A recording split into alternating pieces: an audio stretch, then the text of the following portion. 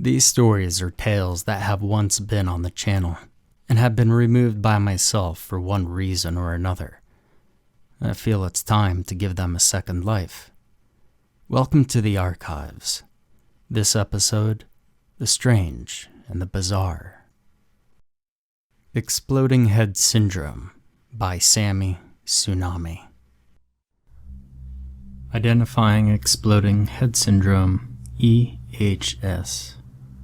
An uncommon phenomenon that causes a person, usually female, to suffer from sudden, loud, and unexplainable noises right on the verge of sleep.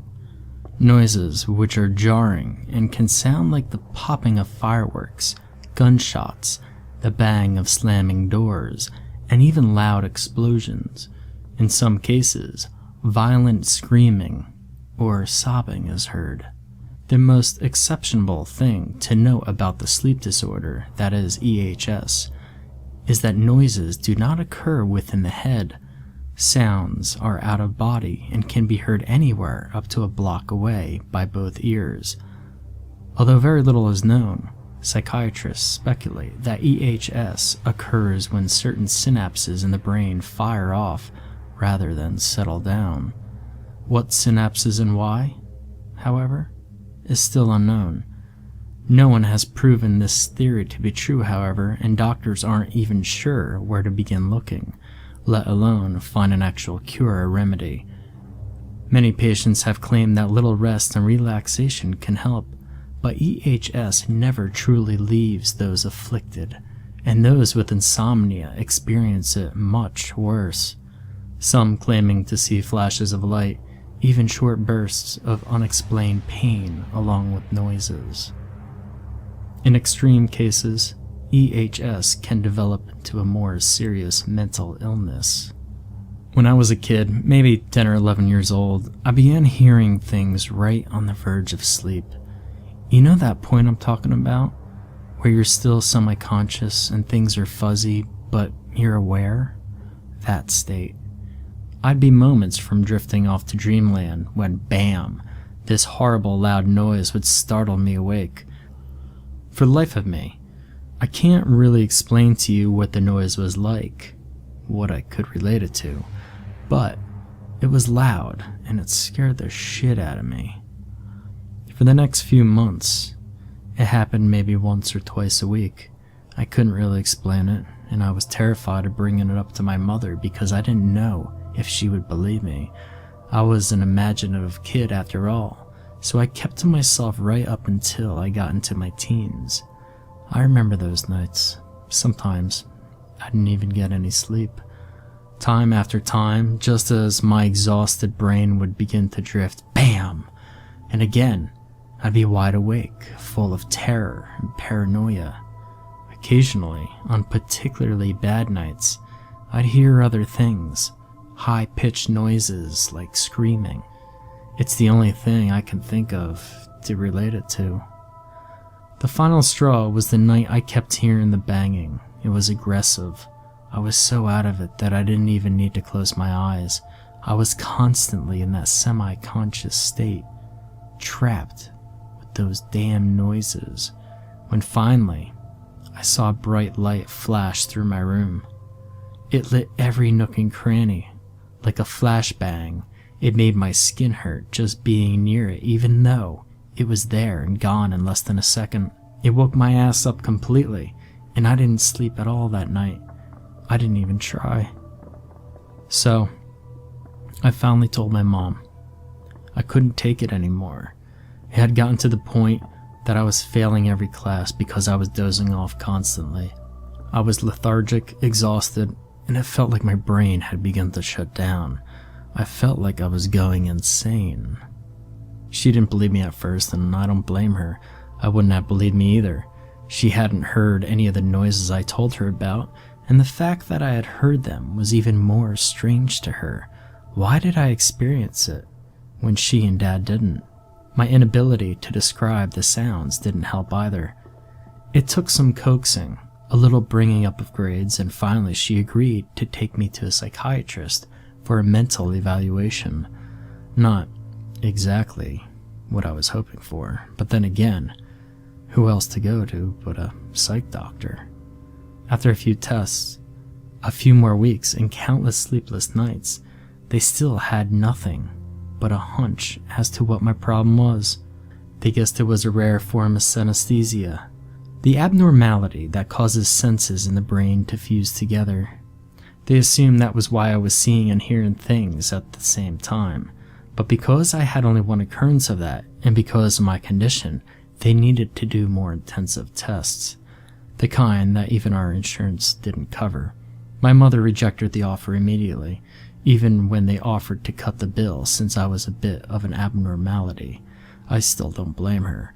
I saw the costs after it had been cut, and it was far more than we could afford. So, as a last-ditch effort to help me, they prescribed me a drug called Serenoxomil, or Serenu, as it was written in some fancy scribble on the bottle. But in order to do so, they had to go for their second theory as to what was wrong with me. They had diagnosed me with paranoid, delusional schizophrenia. Not something anyone wants to hear, especially at only 13 with the knowledge that they aren't crazy at all. Fortunately, the drug worked a little bit like an antipsychotic medication and an ADHD medication. I know, that sounds weird because they're exact opposites of each other. One blocks dopamine and the other releases it. Apparently, the hat trick here was to try and regulate my brain. Serenu wasn't on the shelves yet and was still in testing, so I was a guinea pig, but at least it was free, and I could tell myself that I wasn't actually taking an antipsychotic medication, not technically at least. The first night with the medication brought me silence and dreamless sleep, and the following night, and the night after that, and so on and so forth. It was wonderful. Sure, it made my head feel like a fuzzball most of the time, and the side effects weren't great, but I could sleep. It made the noises stop completely. I managed to pull my grades out of the gutter and even graduated at the top of my class 5 years later. I still thought about it though. The idea that I had been wrongfully diagnosed for all those years, it sent me a little on edge if I thought about it for too long. I mean, it made the noises stop, but what was really wrong with me? After moving into my own apartment and putting college on hold for a while, I decided to do some investigating of my own. I couldn't exactly afford good mental health care, even with my insurance, so I went for the internet with my fingers crossed and hoped for the best. They say never look a gift horse in the mouth, but I was only curious. I managed to find a medical site with a recently posted blog about a sleep disorder called Exploding Head Syndrome, or just EHS. All I had done was type in my symptoms, and there it was. Everything matched up perfectly. The only problem? No one really knew what it was. They only knew the symptoms and narrowed it down to the time of the phenomena in the brain, but nothing else. It was a completely new topic in the medical field, despite the claim that it's been documented for ages. I thought I was back to square one until I happened upon a forum for people with EHS. Like any good researcher, I immediately went in to interview people on their personal experiences. Thankfully, everyone I spoke to was very informative. Many even suggested I try simple sleep aids like melatonin. I compared what I could remember of my sleepless nights to their accounts, and with every passing minute, I became more and more convinced that all I had was this simple sleep disorder. Everything matched up too perfectly to suggest otherwise. Just as I was about to get off, a new person joined the chat room. His username was The Watcher, and he introduced himself as such. At first, he seemed a little arrogant, listing off all of his symptoms to me in an almost hoity-toity manner, but after I informed him that I had concluded my interviews and had come to a personal decision, he asked me what it was all about. So, I explained to him my situation in the most detail that I felt comfortable with, and he asked me what medication I was on. Now, don't get me wrong, I'm not exactly a private person. but I also know how important it is not to be too open on the internet. This guy, though, I felt like he was looking at me under a microscope. We were only in a chat room, merely words on a screen, but something just felt off. Despite my better judgment, I told him about Serenu. By this time, the drug had passed all FDA regulations and had been on the public market for almost 3 years, so it was common knowledge. I then asked him why it was so important. He dodged the question at first, and instead rattled off things about the drug that I had already knew, until finally making a point that it was a very good drug for people with advanced cases of EHS. By this time, I had already made up my mind. I was going to stop Serenu and start taking homeopathic sleep aids instead. Again, yes, it worked. But that fuzzy head feeling had worn out its welcome after 5 years, not to mention the occasional nausea, loss of appetite, and stomach cramps. I began to type out a message thanking the watcher when he posted again. It was a single word. Wait. I looked down at my message box to see my half-typed goodbye still waiting to be sent, and felt a shiver run down my spine. Another message popped up almost immediately after. Don't go yet, please. This is very important. I instinctively checked my security programs and saw nothing. If this dude was hacking, he was doing a fairly good job at it.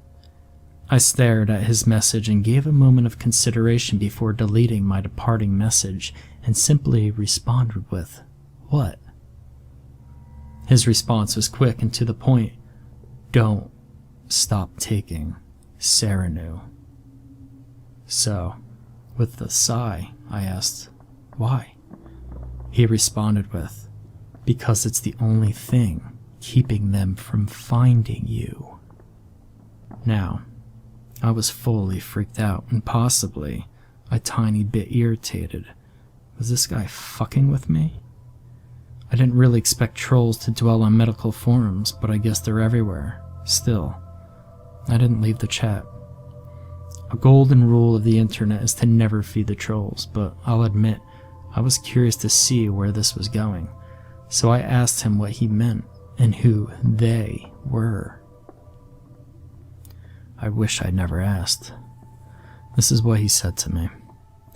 EHS has been around for centuries, but only has it recently gained attention. The reason? More people have it. And why do more people have it? Because they're getting hungrier. They're becoming gluttonous and greedy, so they're making more and more people for the feast. Those sounds you heard? It's simple. Them attempting to open the door to our world. Those sounds are echoes of their dimension slamming into ours, and only the unlucky hear the warning.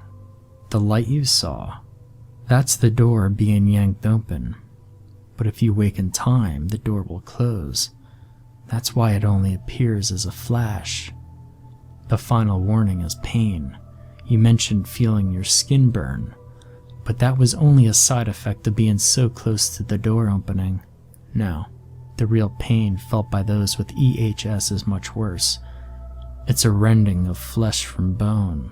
It's there, claws digging deep into your skin. But again, if you manage to wake in time, it will stop. Unfortunately, there will be no proof of them ever touching you, not a single mark on your body, as if it never happened. The reason I beg you not to stop your medication is because it's the only thing keeping them from finding you. You may think it's only a dopamine regulator, but it's much more than that to them. Those synapses firing off in your brain act like a GPS locator, and only when your mind is in that twilight state between waking and sleeping can they take you. But your medication is acting like a restrictor. It's preventing them from finding you again and taking you. You didn't make it to the final stage of EHS, but it sounds like you were close. So please, please, if you value your life, never stop. They'll find you if you do. I'm a pretty open person, but this was ridiculous. I let the Watcher speak his piece before closing out the window and shutting down my computer. I didn't even attempt to write a farewell. It was too late and I was too tired. I hadn't even noticed how long I'd actually been on the internet, but once I got off, I realized it was far too late to take my medication. I remember feeling a twinge of guilt and fear at the time, but I brushed it aside and decided to go to bed without any more help from Serenu. I had already made my decision anyway, and there was no risk of seizure or stroke if I stopped abruptly, and besides, I wasn't crazy, I just had a sleep disorder. In the morning, I would go out and buy some simple sleep aids and get back to normal life without the fog of medication. That night, I got the best sleep I had ever experienced. The next morning, I did exactly as planned and picked up a couple bottles of melatonin along with some generic stuff from the medicine aisle. For about a week, everything was wonderful. No more fog, no more side effects, and not a single noise. But that all changed a few nights ago. To be honest, I can't really remember how long it's actually been. I haven't slept in so long. It all started when I took a few sleep aids before bed. I took them a little earlier than usual, but I felt like dozing as I watched some mindless TV before turning in. It had to have kicked in rather quickly, because the next thing I remember was being woken by a loud slam from somewhere in my house. As I opened my eyes, I saw a blinding flash from across my living room. In an instant, I lost power and everything in my home went completely dark. All I could see was that damned after image of the flash in pitch darkness. I don't know if I could ever explain the fear I felt in that moment, not being able to see, not knowing if someone was creeping up on me that moment. It was horrible. I panicked for a brief moment before talking myself into believing that was only a power surge. It didn't explain the noise, but I just tried to ignore that.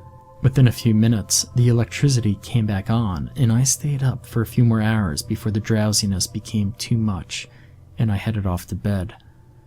I was nearly asleep when it happened again, flash and all, in my dark room. By the time the sun had risen the next morning, it had happened maybe 5 or 6 more times, and I hadn't gotten any sleep. It happened again the next night, and then the next. I'm taking caffeine pills now instead. I'm too scared to fall asleep. But I could feel myself slipping. These past few hours I've been jarred into consciousness by this horrible pain in my legs. And there's this new noise. It comes in intervals. I think it's saying my name. I can't be sure, but I assume that's what it is. I can't help but think of the Watcher's warning. I should have listened. I can't even remember where my Serenu is now, but I've got this feeling that it's too late anyway. They've already found me. Soon, I'll end up stuck in that constant state of semi-consciousness, and then they'll be able to grab me whenever they wish. I would imagine they've worked up quite an appetite trying to get me. The only thing keeping me awake now is focusing on writing this. I'm not sure what it's supposed to be. A memoir, maybe? A warning? Let's just call it a word of advice. Why should you believe me, instead of writing this off as the words of some crazy person who should have never stopped taking their antipsychotic medication? Why should you believe me when I tell you that the Watcher was actually right when even I didn't believe him? And why should you go looking for help immediately if you are experiencing symptoms of EHS? It's pretty simple, actually. It's the only reason I know that what is happening to me is real. The reason I know they are real. It's the reason my mother refused to believe me at first, and why the psychiatrist insisted on further testing. It should be physically impossible for me to experience the symptoms of EHS. I shouldn't be able to hear the things I do, the loud noises, the high-pitched noises, the noises that sound like they could be calling my name. Even now, as I write this, I can hear it. I hear them. But I shouldn't be able to hear any of it. I was born deaf.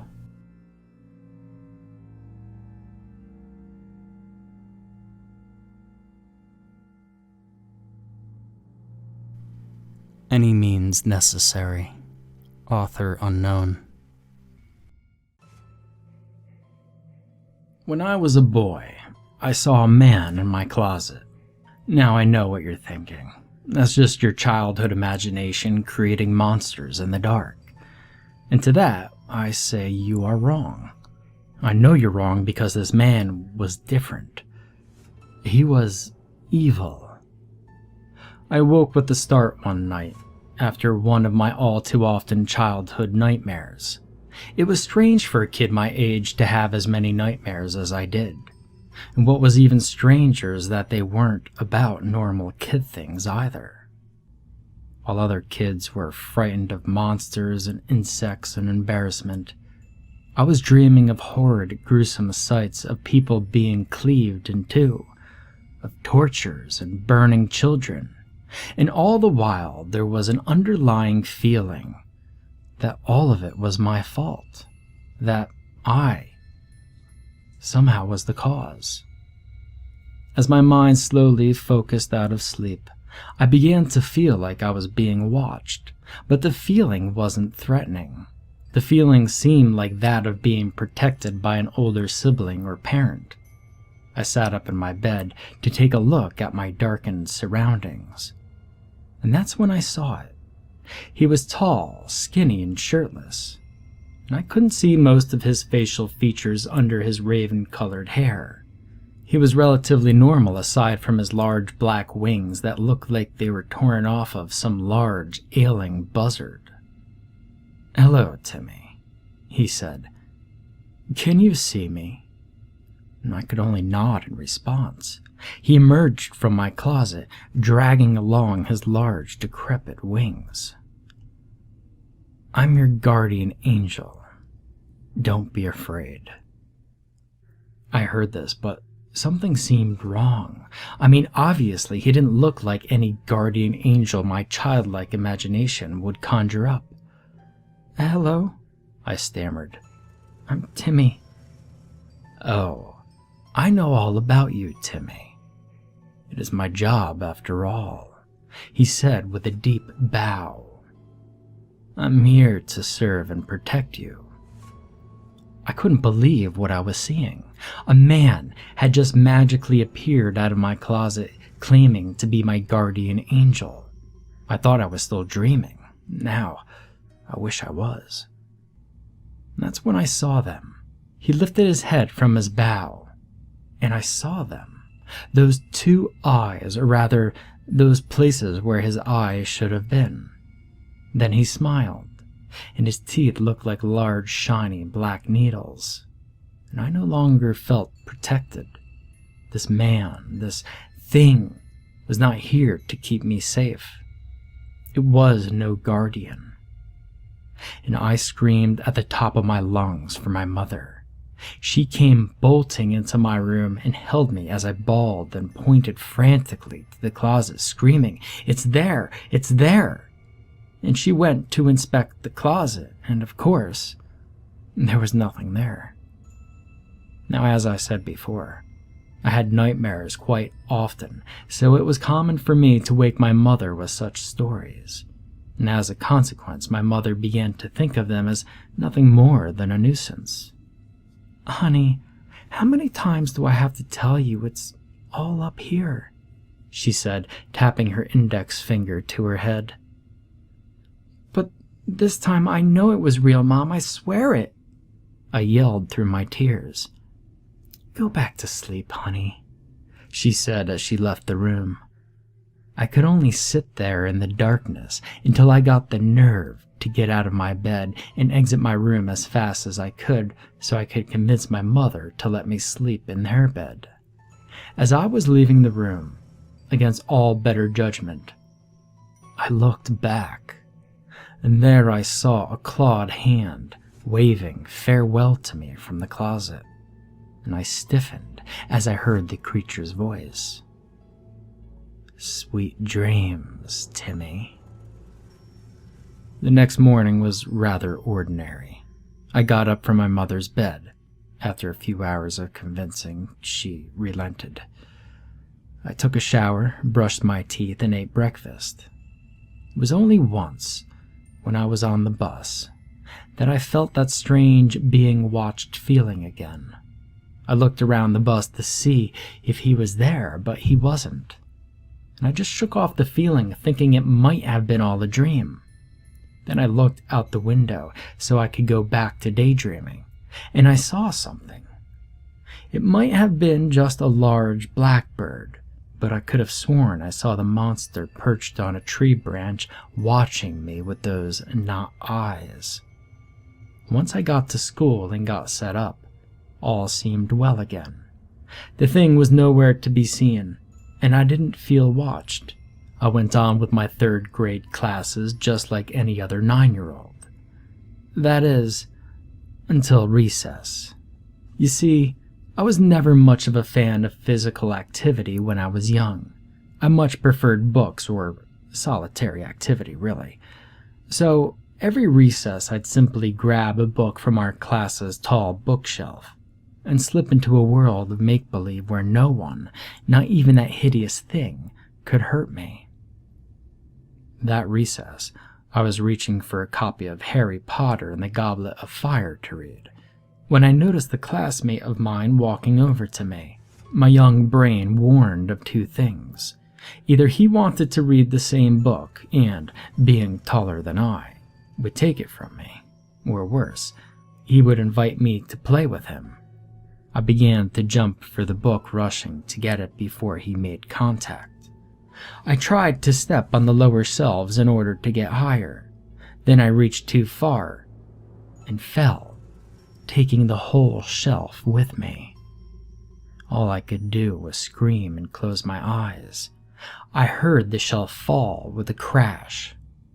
And I opened my eyes and saw the angel with its black sockets standing over me, and the shelf laying next to me. I looked longer, and I heard a moan. My classmate's leg was trapped under the shelf. I looked back, and the devil was gone. Why did it rescue me and not my classmate? My teacher ran over and demanded to know what happened. I told her hesitantly, leaving out the part about the angel. After all was explained, she made me walk the boy to the nurse's office.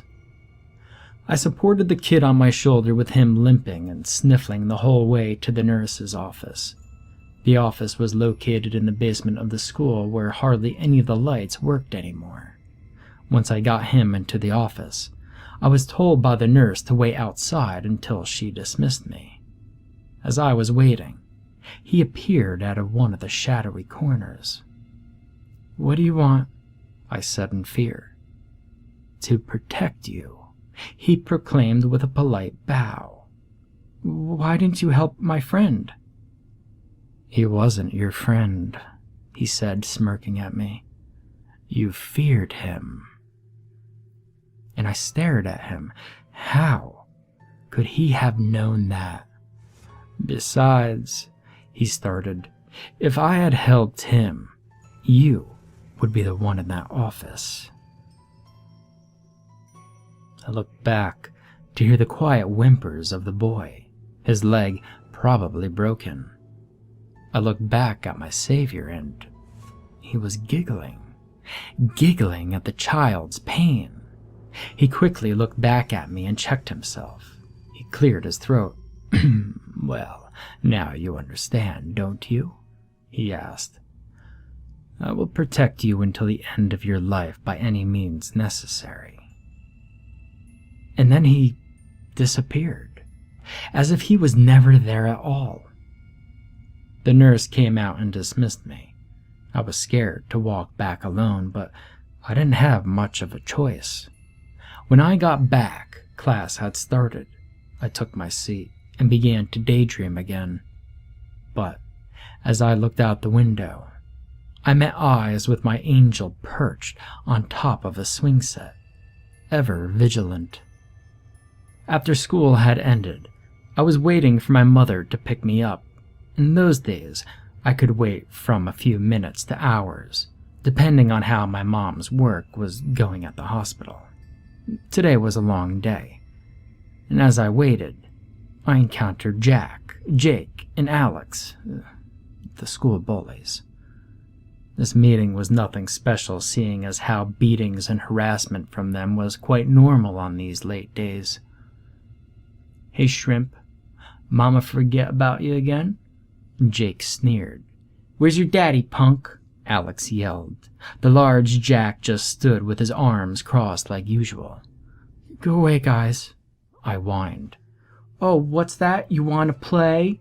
Jake mocked. "Not today, guys," I begged, being more tired than usual. "Oh, I think he wants to play, fellas," Jack said as he grabbed my book bag, and so began the semi-daily routine of having my book bag thrown around as I pathetically tried to get it back. This is what Jake meant by play.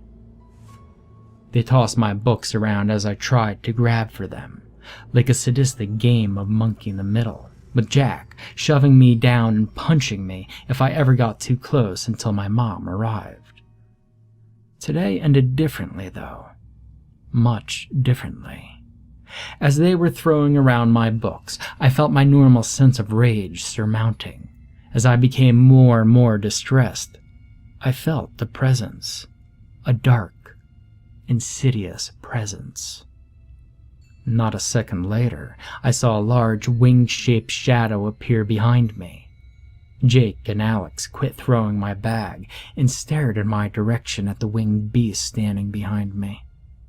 I turned around to see my guardian angel staring down at us from a tree branch, black eyes filled with a sinister joy at the thought of what he was about to do. "You boys really shouldn't bully Timmy," he said, raising and flexing his clawed talon-like hand. "He might get hurt, and I don't like it when he gets hurt." The boys began to run, screaming in sheer terror. All I could see was a black shroud rush over me as the thing rushed after them. I turned around again as it swooped down and caught Jake. Alex and Jack stopped and started to throw rocks at the thing, yelling for it to let Jake go.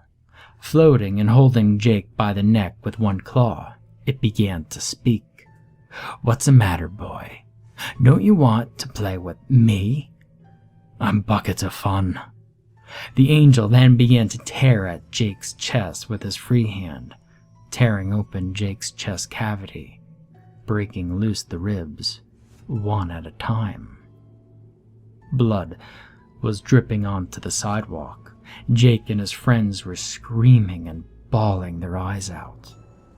I could only stand silent, staring in horror at what I was witnessing.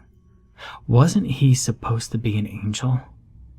No, nothing that hideous could be an angel.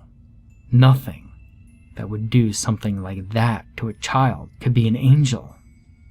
When the thing was finished, Jake was silent. Jake's heart, outside of his body, was still beating in the beast's talon. It dropped Jake to the ground and began to consume the heart, ripping it apart with its long, needle-like teeth. When it was finished, it began to laugh. "That was the most fun I've had in eons," the thing yelled, arms outstretched, still hovering over the remaining boys. "Now, as for you," it said, aiming its coal-black sockets at Alex and Jack. "He was the head, but you were the neck who supported him." He began to giggle maniacally. "And for that, you are just as guilty." The boys started running again, only to have the angel land right in their path. "Aha!" it said in a sing-song voice, waving its fingers. "Naughty boys must be punished," he said as he swiftly grabbed their faces with each razor-sharp claw.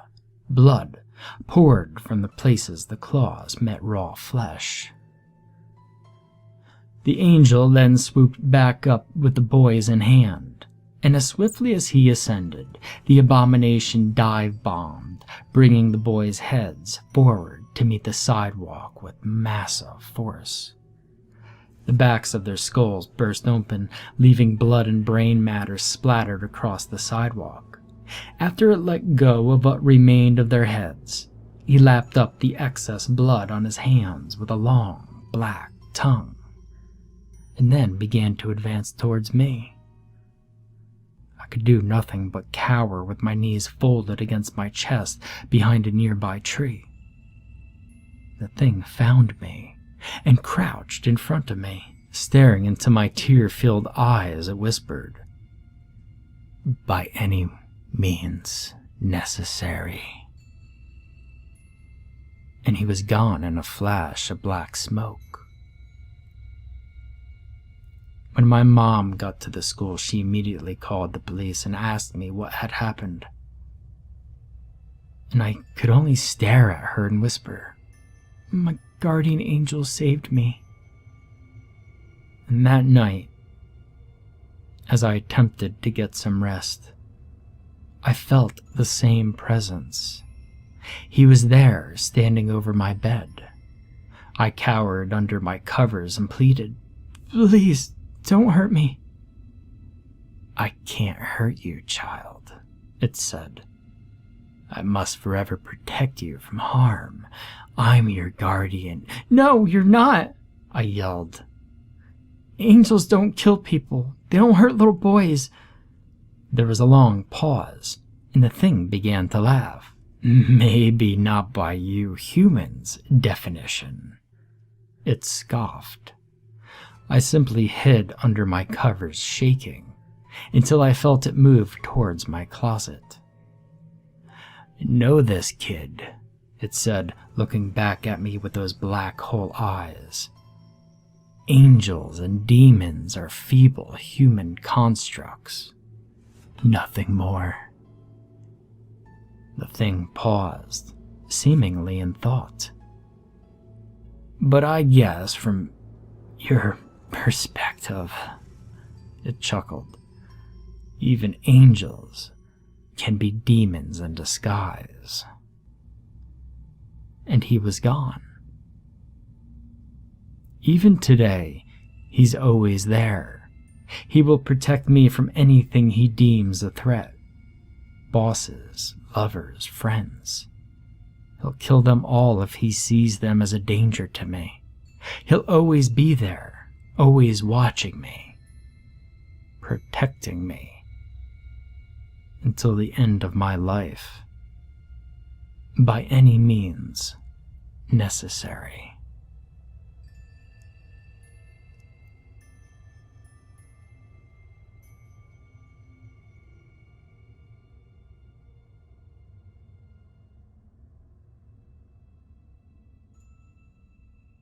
The Lights in the House Below by Aja. All great writers claim to suffer from insomnia at least once in their lives, although I'm sure a bulk of them misuse the term and glorify the disorder. After all artists struggle, and it seems that lack of sleep runs common among those who strive to hammer out the next big thing.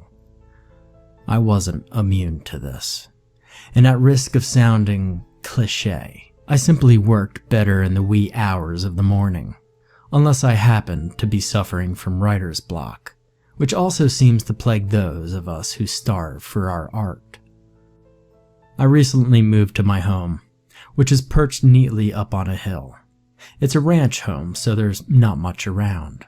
Sometimes, when my fingers are tired from typing and my brain feels like it will explode, I'll go into the kitchen, make a cup of tea, and look out into the night. Below me there is another ranch home that I could see from my window, although it had been empty for quite some time. The house below me wasn't unlike my own, sitting alone atop of dried grass and dirt. It was 2 stories, white, with a wraparound porch. For being empty, it was well kept, although there were weeds sprouting everywhere in one of the windows. I had guessed the kitchen's, assuming the home's layout was anything like my own, was broken. I hadn't noticed it until a few months after my move, but on one of those nights where I was pushing 4 a.m., I noticed the lights on in that house. Immediately, my brow creased into a curious expression. Knowing that the house had been abandoned, and it didn't seem like anyone would be moving into it anytime soon, I leaned over the sink and put my face as close to the window without touching it, but could see no movement from within the house. A few days passed until I noticed it again, although looking back now, I can confidently say it had been happening every night since the moment I moved in. The second time I noticed it, I took a quick glance at the clock sitting over my dining room table. It was 3:30 in the morning, and again, I could see nothing out of the ordinary other than the fact that the lights were on. The next night it happened again, and on the night after that. Although I probably would have been awake otherwise, I forced myself into the kitchen at 3:25 in the morning, stirring my tea and staring intently at the window. I began to feel anxious, even though the notion of the lights turning on shouldn't be strange. But given the fact that it was occurring nightly in an empty house around 3:30 a.m. was a bit unsettling. I watched the minute hand on my clock swipe to 30 after, and I turned my head towards my window. Sure enough, the lights flicked on, just like they had the other 3 nights. I leaned over the sink once again, this time pressing my forehead all the way up against the glass, as if doing it would give me a better view. But still, couldn't see anyone moving about. I leaned back, frowned, and shrugged. Logically, it could be anything, ranging from squatters to a rare electrical issue. But at the time, I figured I would just let it go, because I couldn't be bothered to worry about something so seemingly insignificant. I had a writing deadline and needed to make that my top priority. 2 weeks passed, and although I tried my hardest not to stroll into the kitchen every morning at 3:30 a.m., I failed miserably and observed the same thing every night. It even got to the point where I would stay in the kitchen for hours before and after the lights would flick on, simply to spot traffic either in or out of the house. But as far as I could tell, nobody ever entered or exited, even during the day. The lights would eventually turn off around dawn and wouldn't turn back on until 3:30 a.m. During the 3rd week, I ventured over to the home, looking for cars or anything hinting at human life. But the closest thing I found was a bike tire leaning against the back porch steps. Given the weeds growing around it, it had probably been there for a while. The house sat empty as a recently dug grave, and in that moment, I couldn't help but feel a little sorrowful. It really was a beautiful home, but the lack of anyone living in it made it exude a sense of nothingness and despair. I went around the broken window, and my assumptions that it belonged to the kitchen was correct. I peered in, although, from what I could tell, nobody had been in that room for quite some time. A thin, visible layer of dust covered both the counters and floor, and cobwebs had made their way across the sink faucet as well as the ceiling corners. Now, I'm no detective. I did notice the dust-covered floor had no footprints, and this disturbed me for obvious reasons. In order to alleviate my fears, I told myself the lights turning on had to be some kind of electrical anomaly, and I stepped down from the porch. I walked backwards until I could see the entire house in my view, shielded my eyes from the sun, and took one last look. I scanned from left to right, hoping to see any hint of anyone or anything living there. But just as before, there was nothing but emptiness. That night, a freak thunderstorm rolled through the area, and for once, it wasn't the writing that kept me awake. The thunder sounded like bombs falling, and before I knew it, I was up in the kitchen at 3 a.m. making tea. I finished my last sip when the lights turned on in the house below, and although it was a sight that was familiar to me then, I still got up to look out of the window. I couldn't see as well as other nights because of the rain, but sure enough, all the lights were on like usual. My hands rested on the edge of the sink, and just then, a clap of thunder exploded. My hands tightened and I jumped, but calmed down rather quickly. About 30 seconds passed, and the power went out. I was only able to register the lights going off in the house below me for a mere second, before I heard a knock at my back door. I jumped again and gripped the edge of the sink even harder. It was completely dark and I could barely see a thing. I stood there, breathing heavily then, waiting to see if I would hear the knock again. I tried to convince myself it was just thunder, but 5 seconds later, another knock. I slowly walked towards the door, being too scared to look behind the blinds. I walked as closely to the door as possible to see if I could hear anyone outside. The rain made it difficult to hear, but I listened as hard as I could. "Is anyone there?" a voice said from the other side. It was a woman's voice. It sounded shaky and troubled.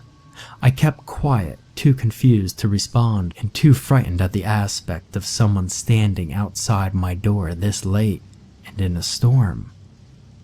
"Please, if someone is there, I need some help," she said. Although by that time a layer of goosebumps had covered my skin, I answered back. After all, if this woman needed help, I couldn't just leave her outside alone. "Who are you?" I asked. "My name is Sandy. I live in the home below you. My power is out and I have no lights or candles. I can't be in the dark, and not at this time." I frowned. Either this woman was lying, or I was going crazy, because there was no way that this woman was living in that house. But that wasn't the most frightening thing at that moment. It was the fact that the power went out mere seconds ago, and there was no way this woman could have walked from her home to mine in that amount of time. "The house has been empty since I moved in," I responded. "Please, just help me. I need the lights on or else." I rubbed the space between my eyes. Even if this woman was real, she was making no sense. "I'm sure the power will be on soon. It'll be okay," I said. She responded with a huge sigh, and I could tell she was sobbing now. A few seconds went by. I calmly waited to hear if she would say anything else. And after thinking, she gave up and I could rest easy. I heard her say, "I saw you, you know." My eyes widened and my stomach dropped. I quickly thought back to my visit at the house, making sure my memories were correct in the fact that I saw nobody at the home. "What are you talking about?" I asked. "I saw you looking in my home through the kitchen window." A moment went by. My breathing quickened. I felt my heart beat in my head, and just then, thunder rang out again. I jumped and squeezed my eyes shut. When I opened them, she responded again. "He saw you too." I paused, and fear seized my heart. I was completely sure there was nobody at the home, let alone 2 people. She continued talking. He comes at this time, and unless I get some lights on, he will take me. He's tried before. At that point, I was completely confused and unsure of how to respond. So I replied, Sandy, like I said before, I'm sure the lights will be back on soon. Just go home and wait it out. She began crying again. As soon as I step into the darkness again, I won't ever be able to come out, and when he's done with me, he'll be after you. He's seen you now. She laughed a little, the way those who feel exhausted from crying often do. I stepped closer to the door again and slowly pulled the corner of the blinds away. I had to see for myself if there really was a woman out there, and I wasn't just going crazy. Just then, a bolt of lightning came across the sky, lighting up everything in my immediate view. To my horror, there was nobody standing on the other side of the door. My porch was completely empty. It wasn't until well into the next morning that I felt any sense of calm and decided I would go looking into the history of the house. After a week or so of searching online and asking around with the locals, I found out the most disturbing information. About 3 years earlier, a woman named Sandy Carmichael lived in the home below me.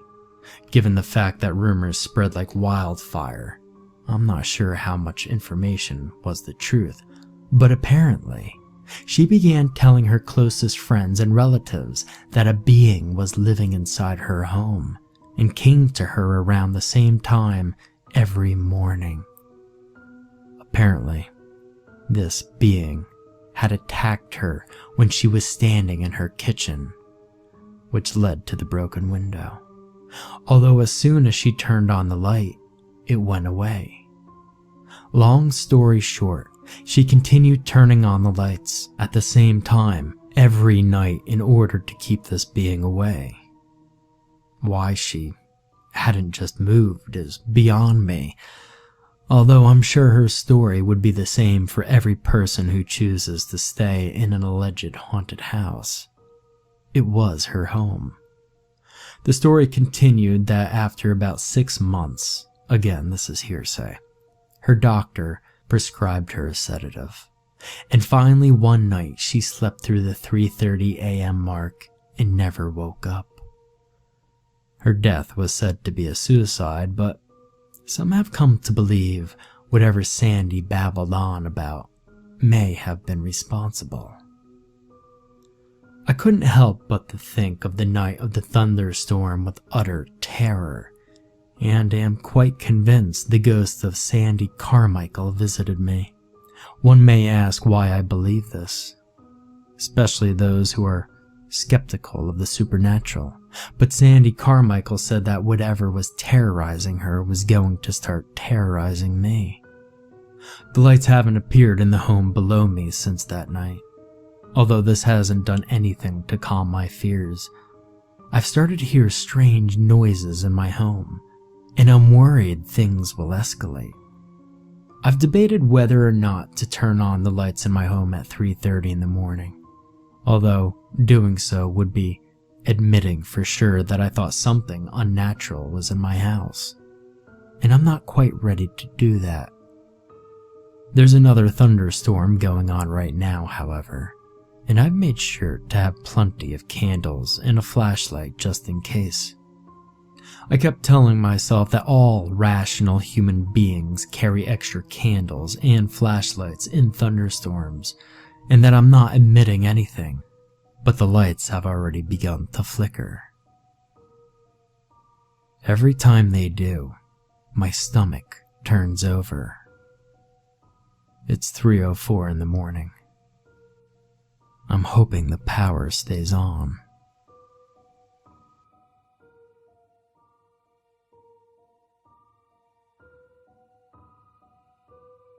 The Slip by K.E. Moore. We had lived at the house in Chesapeake for an entire month before I stumbled upon the It. Between trying to unpack from the move and work and summer camp and all the crazy things that life just keeps throwing your way, my daughters and I were too busy to sit and enjoy the quaint two-story with the big backyard and the little planters that hung from the eaves. But we were running out of summer, and the girls desperately wanted to throw a party for their friends before school started. That meant I had to brave the outdoors, the air like a festering stew pot, in order to mow the lawn and whack the weeds and clean up the back deck. That is how I found the Slip. The backyard was bordered on either side of the house by two lengths of wooden fence that appeared to converge at a single corner behind a tight group of old trees. The thing was, from most places in the backyard, you couldn't actually tell where the fences met. The gnarled and twisted trunks crisscrossing and meandering in such a way to form a wall, beyond which one could not see. Not that it seemed there was much purpose to the fences, as they were low enough that it was easy to see right over them. From my back deck, I could see straight into the backyards, and even into the houses of at least 4 of my neighbors. Only the trees in the back kept me from seeing more. I had mowed the backyard at least once before I made that terrible discovery. But then, I stopped at the tree line, not really seeing a purpose to address anything beyond. But this time, I figured I should at least take a look, see if there was any poison ivy or nettles that the kids could get into come the day of the party. I didn't find any potentially troublesome flora, but as I crunched my way through brittle grass and a dense layer of odd, dead leaves, I found something curious. The fences on either side of my backyard did not, in fact, meet in a corner. They didn't meet at all, instead turning sharply away from each other and then running down in parallel lines. This left a kind of a corridor that squeezed between 2 rows of backyards. Every couple of yards or so, a tree or two sprouted up and draped its leaves entirely over the passage, so that even in the middle of a hot summer day, it was dark. Its floor, a composite of rough grasses, decayed leaves, and broken, forgotten branches, cast in a permanent gray-gold shadow. Curious, I crept into what I would eventually call the Slip, my pre-party chores completely ignored in favor of this strange new place to explore. I only took one step in before I stopped immediately. The crunch and sound of my foot crushing the long dead foliage that carpeted the Slip was abnormally loud. The silence that followed felt almost louder in its own oppressive way. I craned my neck from left to right, and the Slip was so quiet. It was almost as though I could hear the tendons and muscles in my neck tugging and pulling and sliding against each other. It was like that place ate noise. A black hole for sound. I felt fear for some reason. I was between places, between worlds in a non-place. Being in that tree-covered corridor was like being in some crooked seam in reality, tucked in between the backyards of my neighbors. That's how the Slip got its name, because that passage allowed anyone that entered to secretly slip between the fenced-off property, off my neighbors, unseen. But this came with the burden of knowing that You didn't belong there. In fact, no one did. I marched further into the slip, the sweat that pasted my t-shirt to my skin cooling to a chill as I pressed deeper. A breeze out of place in the thick Virginian summer snaked its way around the tree trunks and slithered across my exposed skin, and I shivered. Each step deeper into the slip felt like it was pushing little tendrils of apprehension through my body, like it was growing up through the ground and into my feet. But my curiosity was unbowed. The deeper I went in, the older the fence posts appeared, slowly devolving from that fresh light tan of newly purchased lumber to the old empty gray wood of time and decay, and beyond, into the generous backyards of my neighborhood, those secret places tucked away from the street. Everything was quiet and empty. Pinwheel stood still. Wooden decks stood populated only by insects that skittered silently across their weathered surfaces. I knew I shouldn't have been there, and I had no idea what kind of trouble I would be in if one of my neighbors had ventured out back and seen me creeping along in the slip. Yet, after a time, one vacant yard after another filled me with a sense of desolation. So much so that I almost wanted to be caught, to be seen. It was a crazy impulse, but I wanted to see someone, just so that I could prove that I was no longer alone on this planet.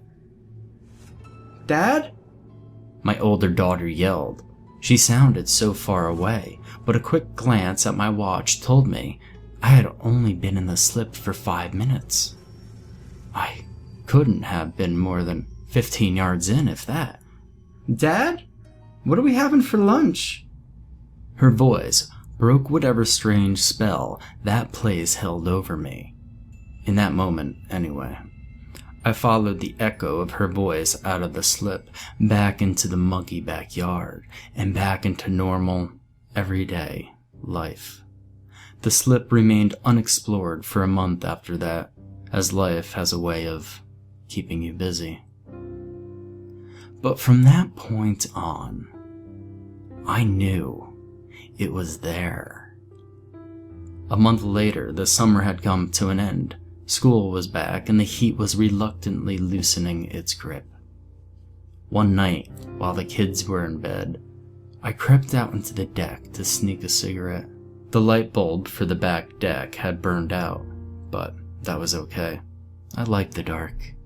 It made me feel like I was all alone, a kind of secret, locked up in my own place where no one else could get me.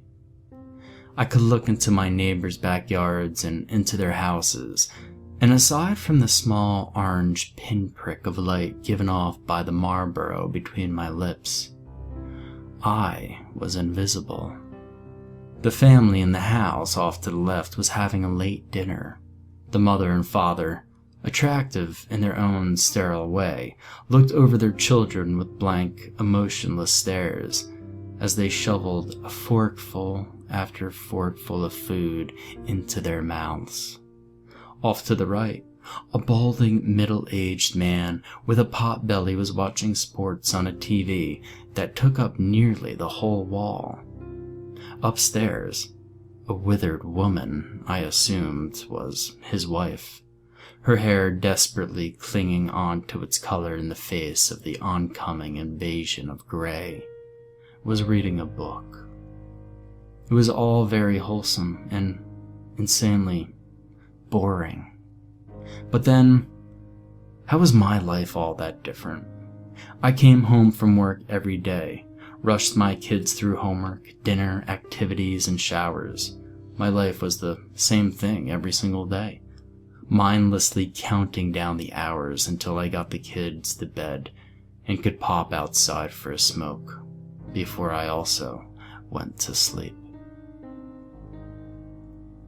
I puffed one last lungful of smoke into the night air, the gray-blue phantom hovering and floating in front of me before gradually fading into the darkness. I crushed the butt of the cigarette out against the deck railing before flicking it out into the grass, giving the hazy stars and the boring family tableaus one last look. I turned and started to head back inside when I stopped, my hand wrapped around the doorknob. Curiosity, like I had never felt before, filled me as I drudged through my backyard. The family to my left was still forking food into their uninterested mouths, while the balding head of the man to the right was fixed on the game. A second later, they disappeared, vanished behind the cluster of trees at the back of the yard. Gnarled tree trunks nudged and scraped at me as I picked my way through them, almost like trying to shove your way through a heavy crowd. And, on the other end, staring back at me, was the slip. At night, the slip was foreboding and welcoming at the same time. That gap between fences seemed wider than what I remembered, like they were cringing away from each other.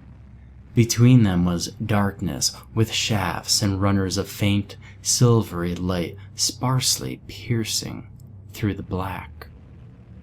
This feeble light would touch a desiccated leaf here, or slid along the shaft of a nameless tree there. It felt like it was calling to me, welcoming me inside. I stepped into the slip. The first thing I noticed was the silence, that crazy silence that seemed to eat sound. Silence so thick you could feel it draped over you like a blanket. I shifted my weight, and the leaf that crunched underfoot was as loud as the crash of a cymbal, but instead of ringing out, the noise just died in the air. The clamor, followed by the even more oppressive lack of clamor, made me wince. On reflex, I looked to the neighbors on the left. Some part of me, sure that they had heard, that they knew I was there. I felt discovered, right up until my brain started processing the scene I was witnessing. The same family sat around the same dinner table, but they were no longer eating dinner in that same flat, emotionless way. The kids were threatening each other with their forks, while the father screamed silently at everyone. His hair, usually combed and parted perfectly to the side, was disheveled in stray knife blade shapes. Meanwhile, the mother, her face contorted in a mask of rage and disgust, had snatched up her chair and started slamming its legs against the table. Quickly, I jumped out of the slip.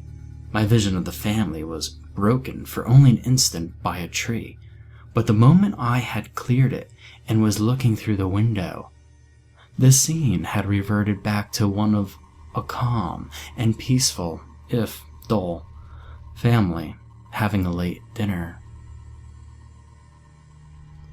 I stepped back into the slip to discover the girl now poised over her brother, trying to jab her fork into his face as he held her off. Meanwhile, the chair wielded by the mother had been destroyed, and she had instead taken up one of its legs, swinging it around like a club. The father, his hair more jagged than ever, glared at the woman. It was his look, more than anything else on the other side of that window, that filled me with dread. I have never in my life seen so much hatred in one face, and yet, at the same time, I got the distinct impression that there was nothing there. No consciousness, like staring into the glassy eyes of a museum exhibit. I turned away, if only to shield myself. But that was a mistake. I was looking into my other neighbor's house. The balding man was still seated on his couch, but instead of watching a game, he was watching... Well, it was difficult to tell what he was watching at first. There was a lot of red and yellow and pink. It took a few seconds to determine that he was watching some animal being slaughtered on television. What was more horrific was that it appeared to be still alive, as a blood-spattered paw kept fluttering on and off screen. I was so transfixed by this horror that it took me a few seconds to remember there was a wife. I glanced upstairs to discover that she was gone. My eyes fell to the only other window on that side of the house, a small kitchen window with thin lacy curtains drawn partially to the sides. Her face was hollow, eroded by age, whatever beauty she may have once held, destroyed by time.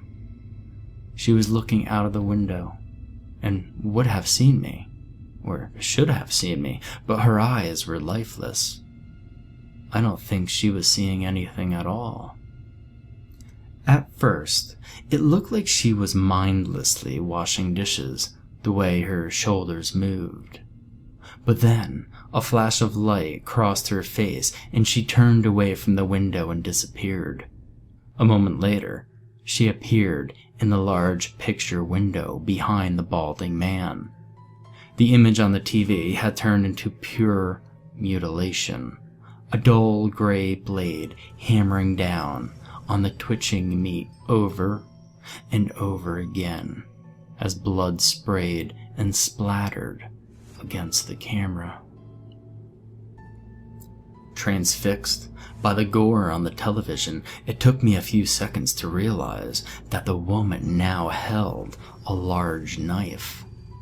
She hoisted the blade high with her wiry arm and swung it down. The blade dove deep into the man's neck. Something between a whimper and a scream escaped me. In the dead still of the slip, it sounded like a squeak. I turned and ran, my fingers already diving into my pocket for my cell phone. By the time I had left the slip, I was already dialing a 9 when I looked up at the house to the right and saw the balding man was watching the game. Upstairs, his wife was reading her book, only now she was sipping at a glass of wine. Shocked, I again entered the slip. The woman was stabbing her husband in the neck over and over again. Blood stippled the walls and soaked the top of the couch. There was no way the man could possibly be alive, and yet she kept stabbing him. Every time she yanked the blade out of his flesh, strings and chunks of raw meat clung to steel and landed on the sofa in sickening clumps. I stepped out of the slip. The man took a sip from his beer. His wife turned the page of her book. Inside the slip, she had cut her way halfway through his neck, his head hanging at an unnatural angle with his ear pointing straight up at the ceiling. Outside of the slip, a beer commercial had come on the TV. When I re-entered the slip once more, I stayed. Curiosity and terror wrestled each other within me, and curiosity only just won out. To my left, the family had broken out into a bloody melee. To my right, the woman was now stabbing her knife down into the stump where her husband's head used to be. I went further into the slip. If nothing else, I wanted to understand what in the hell was going on. Each window I encountered displayed pictures of horror worse than the one before. One of the neighbor kids, a teenage girl, sat in her room and cut strips of flesh from her own thighs and slowly ate them. Tears of blood streaming down her cheeks the whole time. Opposite of her, a little boy clung to the ceiling of the living room, his face twisted somehow, his mouth split all the way to his neck like a Pez dispenser. Below him, his parents remained oblivious to his existence, even as he unhinged his mouth and his tongue drooped down, long and slick and snake-like. Further still into the slip, and I saw a room full of people hanging from the ceiling by their necks. They should have been dead, or at least dying, but every single one of them writhed and squirmed and swung, their hands scrabbling at the nooses drawn around their throats. Further down the slip, I watched as people cowered under tables and behind couches as this thing with spikes for nails and a bag of cheesecloth over its head blindly hunted for them. Throughout this menagerie of terror, one thing was clear. I remained unseen. Beast and victim alike often looked out their back windows. They should have seen me, but didn't. I was invisible, protected from these nightmares by the slip. It's difficult to describe the emotions that assaulted me as I snuck deeper into the slip. Terror, of course. The fear in that place was almost electric, rippling across every surface and humming in the air. But this fear was accompanied by compulsion and curiosity. As horrific as the sights the slip offered were, there was a certain amount of safety that allowed such dark inquisitiveness to take root. And with that came an even darker emotion. One that I'm almost shameful to admit to. But there was no denying it. There, in the slip, under everything else, there bubbled a perverse joy. I couldn't even tell you from where it came. Was it the voyeuristic thrill? Some primal sadism? Walking through the slip felt like I had been exempted from death. I couldn't recount every horror and every grotesque I observed in the slip. Even if I could, you wouldn't want me to. But I followed it still further, the leaves on the ground crackling like brittle bones, the trunks of the trees that stood like columns, the color of ash. I looked into every house, and through every window I saw a nightmare. That was until I came to the house at the bend. I don't know how far in, but the slip eventually took a sharp turn to the left, leaving me standing directly in front of a single house.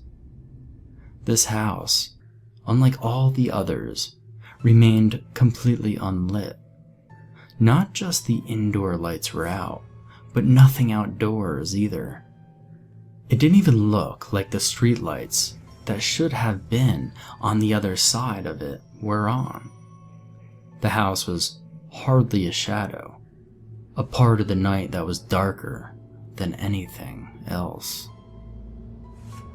By now, the compulsion that drew me forward had become this completely different thing, as though I could look over my shoulder and see it grinning back at me. It tugged at my feet and yanked my hands, until they rested on the fence before me. The house, tall and thin, a monolith, reared up over me. It felt like if I looked up, I would see the apex of its roof hovering directly over my head. I watched in silence, searching for any detail, some part of the blackness that was less black than everything else. I had to know about this house. Everything. I began to hoist my weight up against the fence, one foot already planted against the ancient boards, gray and crooked, like the teeth of a corpse. My other leg, I started to swing over when a light came on in the house. If this house was anything like my house, this was the back door, leading to the backyard. Unlike my door though, it was completely glass, allowing me to see everything. I could see the yellow light bulb, and the plain hallway on the other side of the door, and the black figure that just stood in front of the light, so that its features remained in shadow. Slowly, its hand lowered itself from the light switch. I knew right then and there, it hadn't just seen me. It was staring at me. I could feel its eyes, hidden though they were by the shadows, crawling all over me, like cold, dead fingers, caressing at first until their touch grew colder and harsher, digging into flesh, dragging me down under the earth into the cold and the damp, where I could feel things wriggling against my lifeless skin right before consuming me bit by bit. It not only knew I was there, it expected me, wanted me. After all those nightmares I had witnessed, I realized this was supposed to be mine. It took a step. I did not understand why I wasn't running. Why was I still holding on to that stupid fence? Why didn't I drop my legs? It took another step. It was right by the back door now, and I still couldn't move. I finally understood what every deer and rabbit must feel when it's staring down those two bright lights roaring down a lonely highway. It opened the door. Somehow, I managed to convince my feet to at least get back down to the ground. I saw its hand rise up again slowly. What was it doing? Was it pointing at me? No. I could see its hand. It was off to the side. It was searching for something. Another light switch. I realized it was reaching for the back porch light. And if it turned it on, I would see it. I would see whatever horror lay hidden beneath the shadow, whatever terrible thing that wanted to do to me all those things I had just seen, and more. Its hand disappeared back into shadow, and I knew it was only inches from the light switch. Finally, my body started taking orders again, and I turned and ran. The leaves roared under my feet, lit up in oranges and sickening meat-colored reds. It had turned its light on, and if I just turned around for a second, I would see its face. I resisted the urge, forcing my legs to pump harder, barely even registering the lactic acid as it screamed through my thighs. So mindless in my panic was I, that I almost ran headlong into a tree, veering only at the last second, but not quite soon enough to miss it completely. It clipped me on the shoulder and spun me around. I tried to screw my eyes shut, but not before they caught shards of the thing on the porch. I didn't see everything, or if I did, my mind blocked it from memory. Even now, I mostly only remember what I saw in nightmares. A glimmer of wet, slow, yellowed eyes. A mouth that wasn't quite in the right place with teeth that weren't quite the right color or set at quite the right angle. I'm glad I didn't see more. Don't remember more. That night, I think I was on the cusp of losing my sanity forever when I finally spilled out of the slip, panting on the ground. We moved less than a month later, and again a year after that. I'm pretty sure any cut-rate therapist would tell you I've been running from the slip and from the thing inside of it ever since. Which brings me to why I'm telling you all this in the first place. If you buy a nice little house out in Chesapeake and go exploring the backyard one day to discover the fences don't actually meet behind that clustered trees in the back, go to the hardware store, buy some good sturdy boards and some nails, and close the gap. Better yet, call a realtor and start packing your things. Whatever you do, don't go exploring.